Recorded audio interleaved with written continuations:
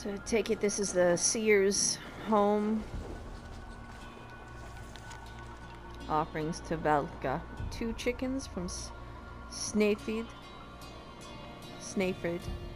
to anoint her crops. 1 sheep from Thora for her children's blood blessing. 1 goat from Dag for more skin salve. Oh, poor Dag. All right. So yes, this would be realistic. Yeah, sure. The local seerists would also, I mean, some of them did. They not only were the local seerists, they were also like the nurse practitioner of the village, right? So it does make sense that people would come here, and they would leave offerings on her table. That seems reasonable to me. You know, not really knocking on her door all the time, because I mean that would be very rude, right? You wouldn't want to disrupt a woman who had the very ear of the gods themselves, right? So you'd want to be respectful and just quietly leave her offerings in like perhaps like a container or on a table. Makes sense to me. Oh wow. And I thought my house was rough. I thought I had like terrible cleaning skills.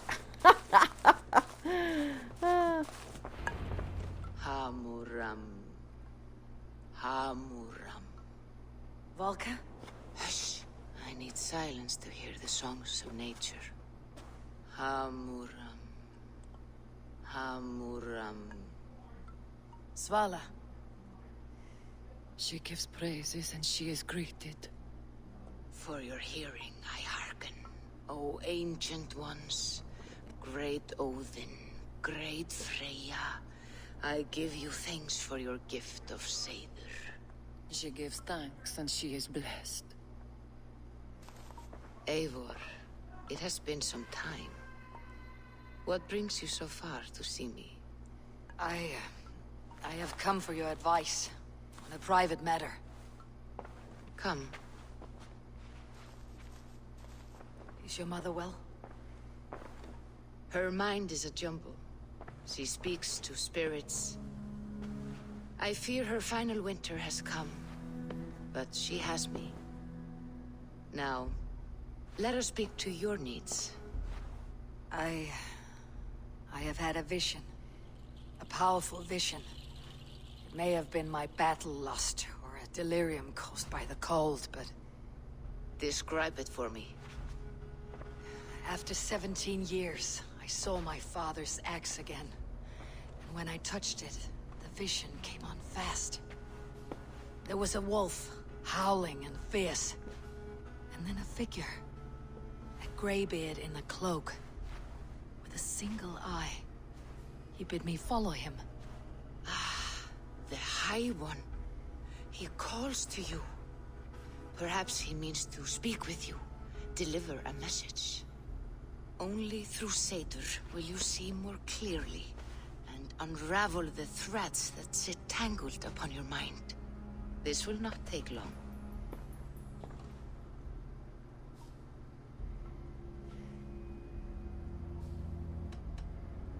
That's my question. Have you done this shit before, woman? Have you used this sort of magic before? I have no fear. It was not my Seder that made her like this. Her condition inspired the elixir. Did it help her? For a time, it opened her up to visions. Strange, unreadable things. Then she returned to her current state. Drink. If you seek true understanding.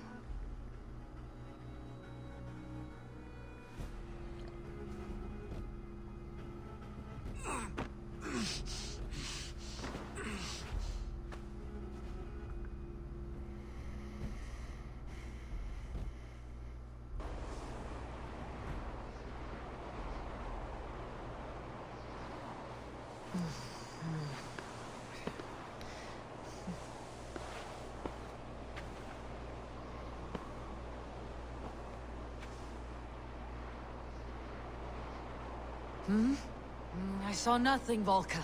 Felt nothing. She is in a vision. Yeah, the Sita practitioner, the seeress, there's some debate over what a seeress would look like and what kind of stuff she would have had. But I've never seen a seeress in games and movies that really stick out to me as an, oh no, that could never be. You know, she seemed fine. It was pretty cool. Right, so we're having a vision. Harvey. She gave us some drugs and now we're tripping. Okay. Harvey! Do I walk among the dead? Perhaps. Sigurd. Sigurd! Brother! When did you arrive? Here's the world.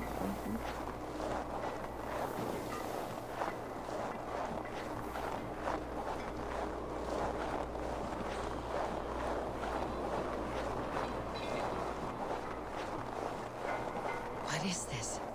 That's a good question.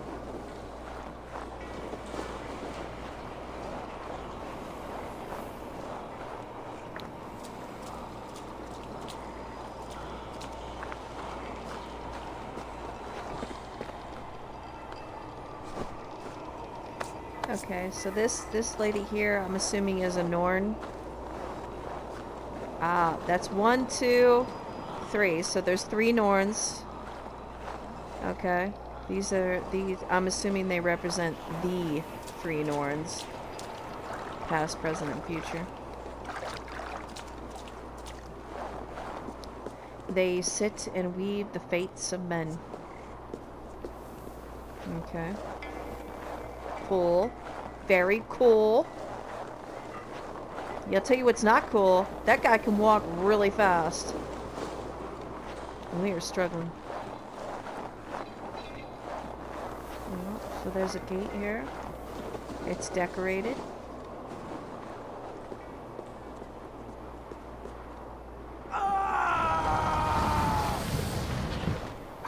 Sigurd! Brother! What is this? There was no other way, Javi. Our fates are fixed. Sigurd!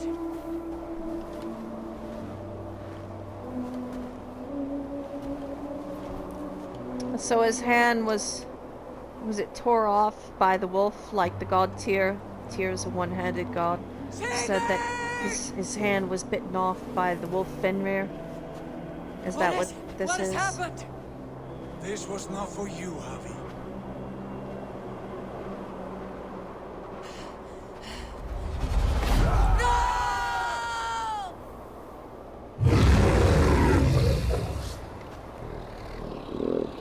Oh my. Yep, that'd be Fenrir. I believe I'd poop myself. Okay, so she sees her brother Sigurd, and he's got the mark of Tyr, the god of justice and war. Okay. Steady, Evol. It is Volca. I am here. God, I thought What was that? Drugs. Tell me everything. Lots of drugs. I was on a mountain, in a violent blizzard, climbing toward the summit, following a wolf.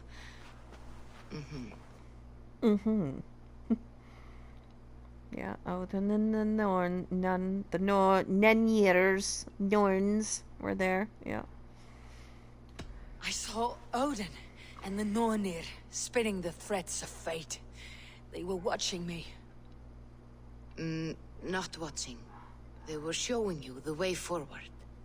Your life, your path, what lies before you, and where it ends. And the wolf was eager for my attention, as if it were beckoning me to follow. You are the wolf-kissed, fated to carry its mark for life. In this case, it might represent your ambition, or your fear? I saw the gates to Odin's Hall of Slain Champions. They opened for me. Shades of Valhalla, for which you are destined. I do not know what else to say. My memories are faint, hazy. Did you reach the summit of this mountain? I did, yes. Sigurd was there, wounded, in pain. His fighting arm was missing. Then the wolf reappeared, the size of a dragon, twisted and terrible. It fixed its eyes on me and struck. Then I woke. The gods favor you, Eivor. They always have. You will have your glory, and you will earn your place in Valhalla. But these portents carry a darker truth. The missing arm, the trail of blood, the beast. You will betray your brother, Sigurd. That is the meaning of your vision. That cannot be right. I would never betray Sigurd. He's my brother, my family. The Nornir have spoken, and this is their message. No, this is wrong, or you misunderstand. That cannot be right. You will betray Sigurd. Odin fought against his fate. It can be done.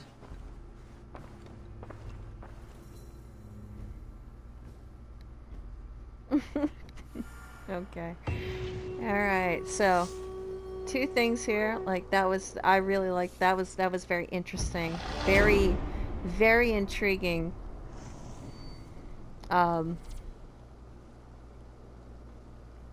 Two things. I mean I really dug this whole area with the seeress and her place of sacred solitude.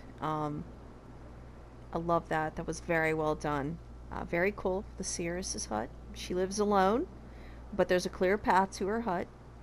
That would be expected. And I love this Eivor. I do. Like, because she, you know, she's, again, like in the first video we talked about, you know, how women who put on men's clothes and they engage in the masculine arts of battle and warfare, you know, she's very stoic and she tries to be reserved with her emotions, and that is very, I mean, maybe it comes off dry to some people, but that is exactly what you would expect a woman, a warrior woman to be. She would be very reserved, very stoic. She's constantly in the company of men, constantly proving herself to these men, building her reputation as, you know, a powerful warrior. But see, a life like this would only last so long for a woman like her. Eventually they do settle down, they have their children, and they become, you know, they become vessels of wisdom for their children and their husbands. So yes, this is definitely the role a younger woman would take. Eivor here, the female version, she's very driven. She has a lot to prove as a woman in ancient Nordic society. Even as liberal as they may be, like allowing her to, you know, be this way. And this is I mean, this is historical. Like, there were women like her in the Iron Age. There were. We have sagas about them. Höva, the Viking chieftain, she was, it's one of my favorite sagas.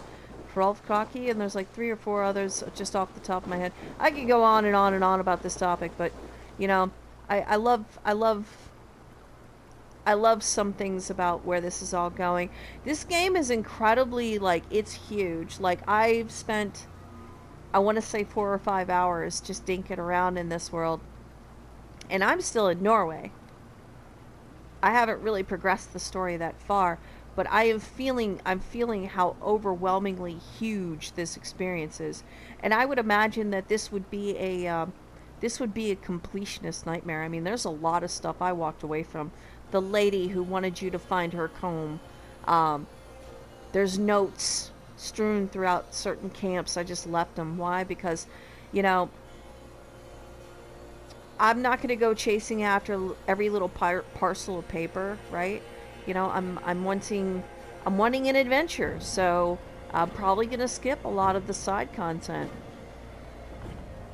But overall, like, this has been really, I mean, there are some things that make me go, nee, I don't think so. But so far, so good. Like, I'm really enjoying this. But I could definitely tell I'm going to have to pace myself with this. Because, yeah, reasons. This is a huge, huge, huge experience, man. This is... Wow. Open world doesn't even begin to cover it, huh? Anyway, yeah. I'm gonna play this for a while, and, yeah, let's just see where it goes. I'll piddle around with this in my off time. I don't want to play too many games like Outriders and stuff like that without Little Mama, because we're kind of playing that stuff together, so, yeah, I can piddle around with this. Yeah. So far, not bad. But I wouldn't let it overwhelm you, you know what I mean? I wouldn't go chasing after every little parcel of paper. Jeez, oh Pete, you'll spend the next 50 years playing this cotton picking game. Anyway, that's all I got for now. Good night and good luck, my honeys. Wait a minute. That's the wrong game series, isn't it?